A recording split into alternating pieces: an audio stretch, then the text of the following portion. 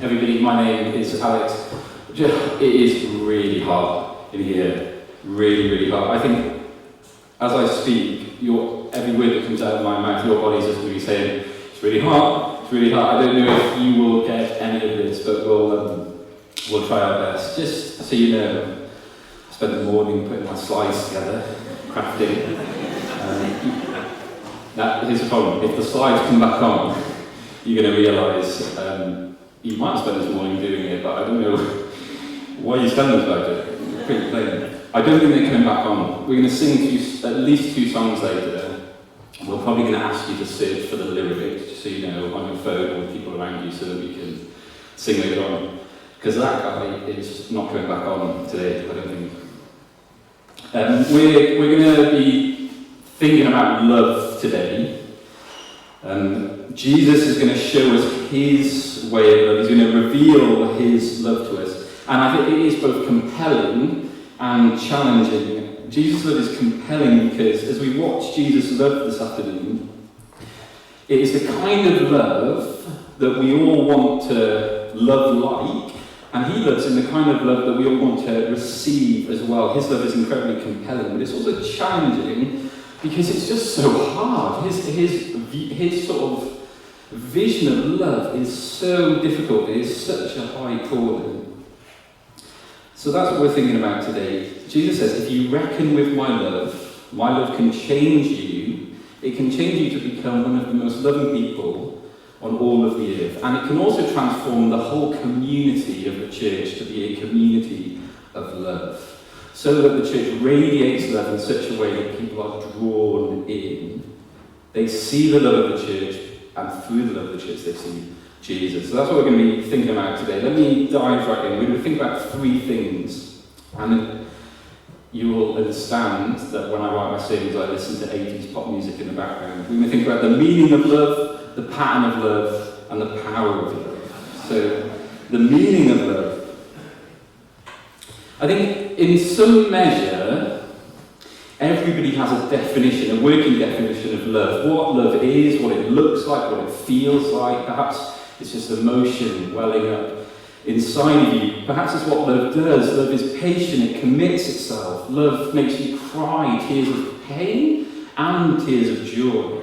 Some people say that love makes people do crazy things. Why are they flying all the way across to the other side of the world? It's love. It's the person on the other side. But we live, and I don't think this is a bad thing, we live in a time of history when we think about love, we can think about love like this. Love accepts unconditionally. Love makes no demands, it welcomes. But then we also think the total opposite as well, don't we? Love doesn't just accept, love protects and it warns. Love fears for other people, even if that means caring enough. You love somebody so much that you won't let them run towards ruin. Love is everywhere. Everybody wants it, but it's also very complex. We all have a working definition of love. And our passage starts with, I think we're going to see how Jesus defines love. Take a little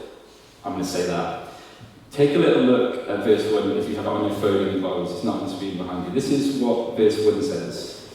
Now before the feast of the Passover, when Jesus knew that his hour had come to depart out of this world and to the Father, having loved his own who were in the world, he loved them to the end.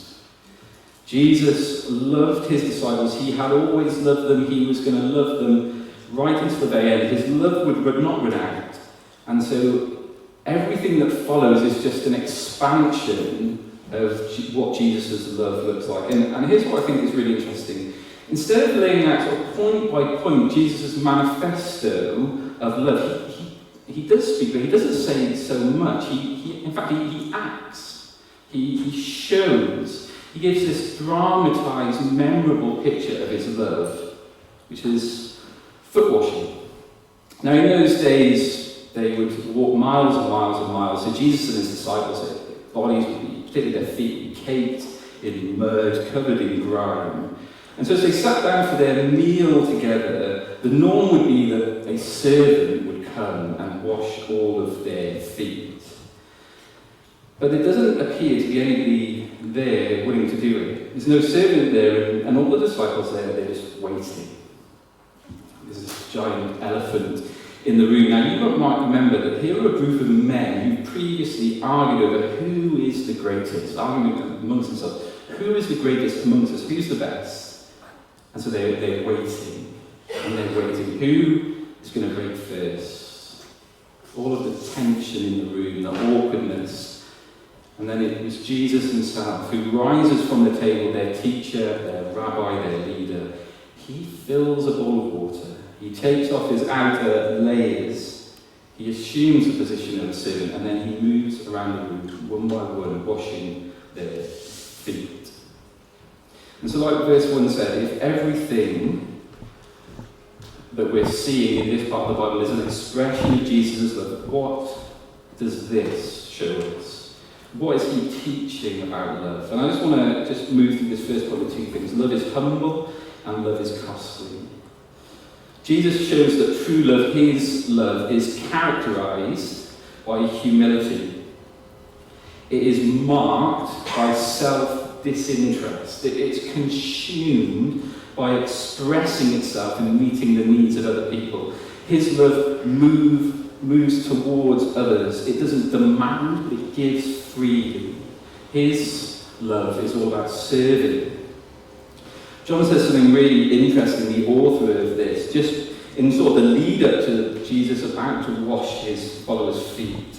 And it sort of makes the significance of the first one jump off the page a little bit more. This is verse 3. It says, Jesus, knowing that the Father had given all things into his hands, and that he had come from God and was going back to God, rose from supper. John is saying that Jesus is everything. He has everything. He is God come down from heaven himself. That all authority, everything in all of the world, in all of the universe is in his hands. And what does he do with those hands? There's a motion for somebody else. It's time for you to wash these feet. The hands that made everything and hold everything together begin washing. You can say it like this: he has come from the highest of highs, but he stoops to the lowest of lows. Jesus shows that the direction of love is always down, down, down, all the way down to serve others. When it comes to the dictionary of Jesus, true love expresses itself in humble service. Well, I wonder if I could talk about power just for a moment, because I think on one level what we're seeing here, we kind of get a mixture of love and power. We live in an age where we're confused about power. There's sort of widespread distrust in our society about power, because power is so often abused. It's used for personal gain. It's marshalled for self-interest, not self-disinterest. We want to see people use their power for others, but so often that's not the case. And so here we have Jesus, John is telling us. Here is God in the flesh, the one with unlimited power, and this is how he wields his power. He wields his power in love through service for the good of other people.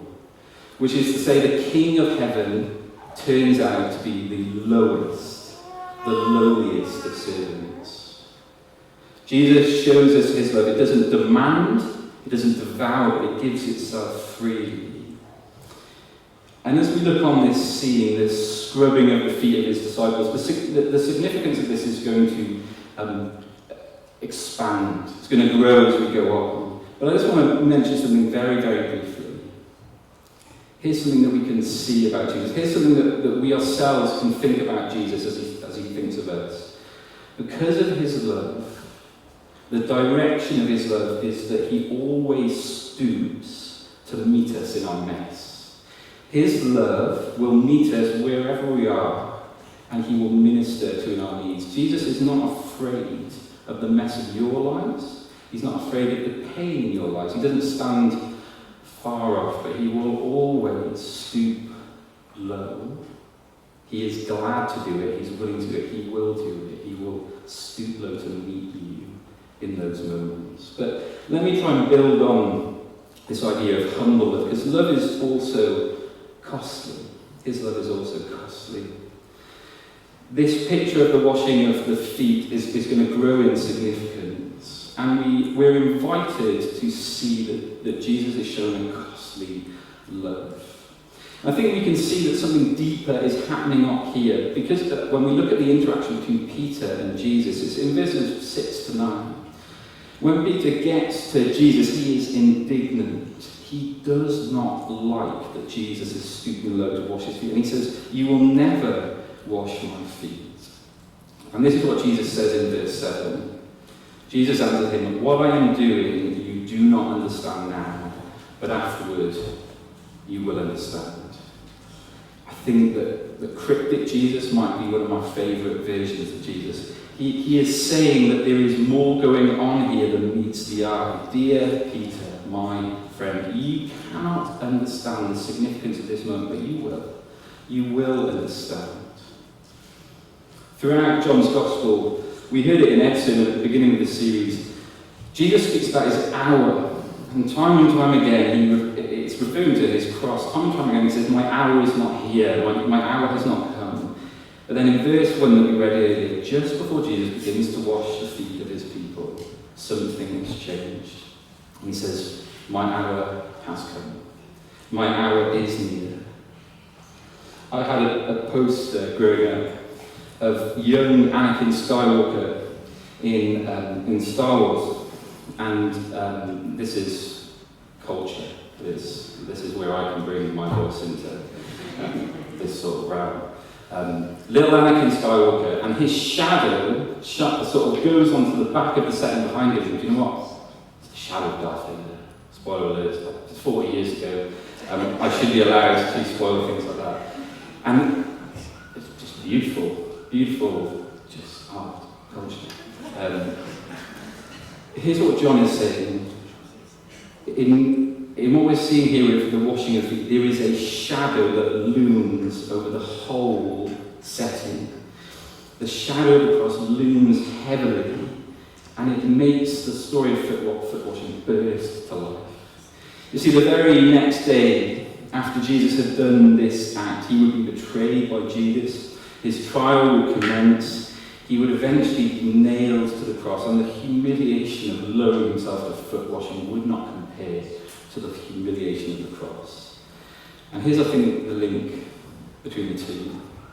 Jesus' humble act of love in washing his disciples' feet would only make sense after the cross, in light of the cross, because the cross is all about love, but it is all about washing, and it is all about cleansing. Jesus presents something very challenging here. He says, to share in my love, to receive my love, you have to be washed clean. That's what he says to Peter. If I don't wash your feet, you have no share with me. He says, you must. You have to. There is no other way, Peter. If you want to share with me, and this is what he says to us as well, if you want to share in my love, you have to let me wash you. This might sound strange, but I don't think it's as strange as we kind of initially think, because increasingly people inside the church and outside of the church are speaking in a similar sort of way. A sense of shame, a sense of feeling unclean, the kind of things that we've done and being make us feel dirty, it weighs on us. We want to be free from those feelings. And as painful as those experiences are, they are revealing a problem. It's like your body aching, revealing to you that there's something wrong. When we look at the cross, when we see the depths, we see the depths of Jesus' love for you. This is how far I would go to love you. This is where I would go because I love you. This is what I would do because I love you. The cross says, Jesus is saying to us, I love you so much that I would pay the greatest price so that you could share in my love. But here's the challenge, I think, just to round off quickly. You have to let me clean you. There is no other way. Here is the extent of my love. I would die so that you may be washed clean. We thought about the meaning of love. Let's think about the pattern of love, because I think it's abundantly clear that Jesus expects his love to transform and to shape the kind of love that will be present and reside in his people. He says, my love will transform you, my love will clean you, it will give you a share with me, but it is also the pattern of the way that you will love too. It's the example of how we will love. Let me read verses 14 to 15 and then verses 34 to us again. Jesus says, if I then, your Lord and teacher, have washed your feet, you also are to wash one another's feet. For I have given you an example that you should also do just as I have done to you. And then in verse 34, he says, a new commandment I give to you, that you love one another just as I have loved you. You also are to love one another. By this, all people will know that you are my disciples, if you love one another. At this point in Jesus' teaching, he is talking to his disciples about the love that will be shared between his people. Now, of course, that is a kind of love that will overflow. It has to overflow. But Jesus says the place that this love will first begin to express itself, is in the church. It's between those who love him. And so those words are particularly interesting for us to think about as a church today. What will love look like in the church? And I think there's some good news, and I think there's some bad news. Here's the good news. Do you feel tired? Sometimes I feel really tired. Do you feel empty? Do you sometimes feel like the calling of Jesus to wash others' feet, to love like he's done, is just too much, that you don't have the resources available for you? Do you feel weak when it comes to loving others? I think in those words, Jesus is saying, loving like this doesn't originate from you, but it comes from me. But he also says, if you bathe in my love, if you let it wash over you, if you meditate and reflect on it, my love will transform you. And as my love transforms you, you can take on the pattern of my love. Let the way that I have humbly served you, given up everything, let that change you so that you may become a person that serves others. Let my costly sacrificial love shape the course of your love. You don't love to be loved by Jesus or other people. Jesus' love you can shape you and direct you and fund your love for others. And here's the thing, I think this is really exciting. Think about a community that loves one another like the kind of love that we talked about today, where it's humble, where it is others-centered, where it's characterized by self-disinterest rather than self-interest, where it is sacrificial, where people lay down their rights for the good of others, where people count others more important than themselves. Wouldn't you want to be part of a community like that? Wouldn't you want to make your home in a place, in a church just like that? Jesus is saying, my love can transform the church into a community of love. In a way that Jesus' love can make the community of the church the greatest community on earth. But here is the bad news, and I think we're all aware of it. Jesus' words are a challenge to us because our vision of love is often set far too low. Because we gladly love to show our love to people that we like. We find that easy. Where Jesus' love is limitless, we put limits on our love for others. We're willing to love until it starts to pinch and cost. Until the cost racks up. We would rather, maybe we wouldn't say it out loud, but maybe our actions tell the story. We'd rather be served than to serve. And I think the question I want to ask is my love, ask it to me, is your love shaped by Jesus' definition of love? The church, I think, is a glorious mess. When I wrote that, I wasn't sure if I'm allowed to say that. It's a glorious mess because when broken people come together, there will always be difficulty. We will wrong one another, and there's always a price that has to be paid for us to come back together. When we look at the cross and we see the cost that Jesus was willing to pay, that can melt and warm our hearts to be able to love like Jesus loves. The church is a glorious mess because the very reason that the problems occur and that drives us apart, the answer is baked into the church. In our very weakest moments, Jesus can change us. Our sin is defeated. In those moments, the very resources we need to love one another when life is difficult, we can have in Jesus. And I think perhaps maybe I can apply it to where we are this afternoon. As our church gets bigger, there will always be growing pains. And there will always then be windows to serve one another in humble, sacrificial love. Perhaps this is you today. You come into a room like this, full of people, and you look around and everyone's talking to each other and you think, I just feel a bit lonely today. Where do I belong in this people? What would it look like for the love of the church, rather than to be contained and chained by comfort? For us to look around and say, how can I lower myself and lower myself and lower myself in service of others? What Jesus can do in the church is beautiful, is wonderful. The church can be countercultural, it can be confusing, it can be beautiful, it can be strange, it can be alluring all at the same time. As we hold on to Jesus, the church can be a place where his love is given and received and experienced. But let me finish with this, the third point, the power of love. I'm going to finish thinking about the power of love. Jesus finishes this moment with his disciples by saying that if you love like me, it will have tremendous power in the lives of other people. That when the Christian community visibly loves, it will display Jesus. Take a little look at verses 33 to 35. I'll read them again for us. It says, little children, yet a little while I am with you, you will seek me, and just as I said to the Jews, so now I say to you, where I'm going, you cannot come. A new commandment I give to you, that you love one another just as I have loved you. You also are to love one another. By this, all people will know that you are my disciples, if you love one another.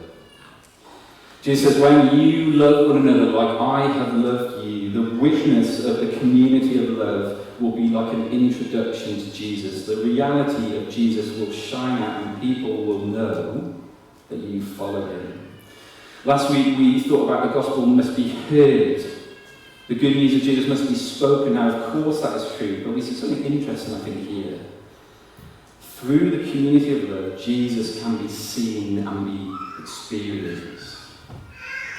And I wonder if I can tie this to something that I think many of us experience, which is this. The reality is that we are often the only follower of Jesus in our workplace or in our sports club or in our family. We might be the only follower of Jesus in our street or on your corridor at university. Now, of course, we believe and we've experienced that God can embolden us as he sends us to those places, but sometimes we might just be struck by how lonely and isolated we feel in those experiences. And I think part of what Jesus is saying to us is there are some things that are better done together. There are some things that people will see only as they see the community of love, the church, merge together as their lives entwined. And so in light of this, I think one of the most powerful things we can do as a church is to introduce our friends to other believers, introduce our friends into the life of the church, in a way to say, come and see, come and witness, come and experience the love that dwells within this community. Come and have a front row seat of what is going on here. The writer Sam Chan, this is how he put it, he said it's all about merging your universes. And I think this is common for all people. Our spheres of community, often they very rarely intertwine. We have work friends and we have school friends, and we have club friends and neighbour friends. We have a barbecue with one set of people and then it's summer. Wow, I've looked at the forecast. There's no barbecues happening for the next 2 weeks. Maybe in a month's time there's going to be barbecues here and barbecues there. We don't tend to mix our friends. But Sam Chan says we need to merge our universes, which is like what Jesus says right at the end of those final verses. We give people an opportunity to see as well as hear. See the love of Jesus. See the change that he makes within this community. I really appreciated some of the reflections and wisdom of the late Tim Kelly. He's a pastor and writer from America. He spent loads of time with those exploring faith in New York.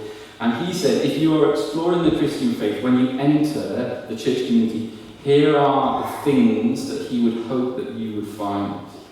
He says, firstly, if you enter the church community, here's what I hope you find. People just like you. He said, he called it reassuringly similar. Now, I'm going to give you a few examples. This is what I think he means. If you are of a scientific background, you're logical, you're well thought out, when you come into the church, you will find people just like you, similar in temperament and similar in disposition. And here's what it should tell you. People like me can follow Jesus. They seem to be able to do that. People like me can belong here in this church. If you're in the cut and thrust of the business world, you will feel, you will meet, as you come into the church, people just like you. And here's what it should tell you. It seems to me that people just like me can follow Jesus here. But he also says, as you enter the church family, like the church community, you should find something else. You should find people just like you, but you should find people totally different from you. He called it intriguingly different. That when you enter the community of faith, it will be like entering a doorway into a whole new world. That there is a different sort of love and life within the community of the church. In the story of the early church, we can see so much of what we talked about today, that the love of Jesus reforming and shaping and sending out the church, making the church a community of love, radical love, costly love, humble love, sacrificial love. And so as I read these verses, think about what it would be like to be part of a community just like this. This is what it says. And they devoted themselves to the apostles' teaching and the fellowship and to the breaking of bread and the prayers, and awe came upon every soul, and many wonders and signs were being done through the apostles. And all who believed were together and had all things in common. And they were selling their possessions and belongings and distributing the proceeds to all, as any had need. And day by day, attending the temple together, breaking bread in their homes, they received their food with glad and generous hearts, praising God and having favour with all people. And the Lord added to their number day by day those who were being saved. At the end of those verses, we hear that many people were brought into the church. They met Jesus. How? The church was intriguingly different. The church was confusingly brilliant. The love of Jesus displayed in the church is tremendously powerful. So just as I finish, if you're here today and you're trying to make sense of Jesus, maybe you've experienced some of what we talked about this afternoon, the love that is possible. Difficult, church is a mess sometimes, but possible in the church. Here's what I would say to you today. Why not spend more time with the church community? Because as you enter in, you will see so much. You will at times see people getting this all wrong. But at the same time, you might just find the supernatural love of Jesus. You won't just hear of Jesus, but you might see him at work in the lives of the different people made up in this church family. But what about us, people of Redeemer? Let me just leave you with this question. What would it look like for you to merge your universes? What do you think that might involve? What do you think that would look like? What kind of things would you have to think about? And here is the thing. This might be the very way that we sacrificially and humbly serve one another, by giving up your time and your love, by being present and available, by opening your homes so that your friends and guests alike can come in. There will be people here who could really benefit from you being available to meet their friends. Why don't you ask somebody about that today? Why don't you make a note of that to pick up that conversation another time? Is there a way that I can join in with you in what God is doing through you? I'm going to finish. This is the glorious love of God, that he loves you so much that he would give everything up to make you whole. That he loves you so much that he would bring you together into a community of love where you can be changed by his love and where we can enjoy that together. And he says that our love for one another bursting out will make us a magnetic community of love. Let me pray.